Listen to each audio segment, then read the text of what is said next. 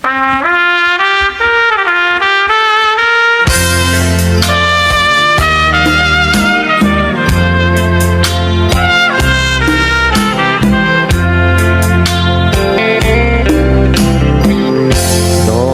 ឹងពោធិ៍សាត់ជីវិតខ្ញុំអើយកំពុងមានហើយងូតទឹកចិត្តអូនទឹកស្ទឹងនាំមករសាតាមក្បូនសំដៅសំដៅទៅស្ពានថ្ម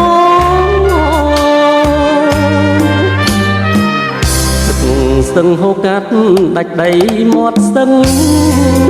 អូទាំងប្រហិនស្នេហ៍ធ្លាប់ស្មោះសរគង់ជាថ្លាយងប្រែអកកតាមពាក្យអងនៅផ្លូវច័ន្ទមហា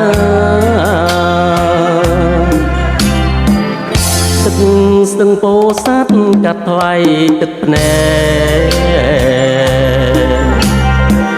ស្រង់លើស្ពានតែចារឿងស្នេហាកំសែងកម្មករខាងទ្រពកាស្លាខាងស្ដាប់ពីបាទអើយពោអើយជ័យនងភ្លេងកានៅត្រើយស្ទឹងមកខាងប្រពន្ធក៏សាងសំណាងអប្រៃ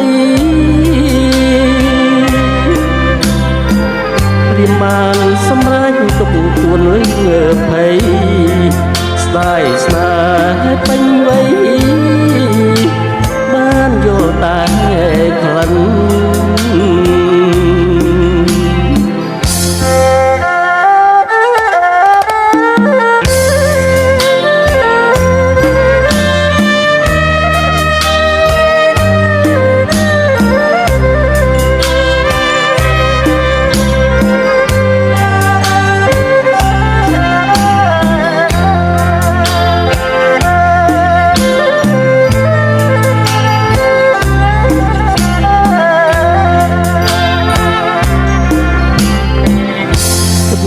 ស្ទឹងពោធិ៍សាត់កាត់ថ្លៃទឹកភ្នែកស្រង់លើស្ពានដែកចារឿងស្នេហាកំសែងកម្មករខាងទ្រពកាស្លាខាងស្ដាប់មីបាទអើយពោអើយជ័យនងភ្លេងកានៅត្រើយស្ទឹងមកខាងប្រពន្ធក៏សាងសំណាងអប្រៃរៀមបានសម្រេចទុកទួនលឺភ័យស្ដាយស្នេហ៍ពេញវ័យ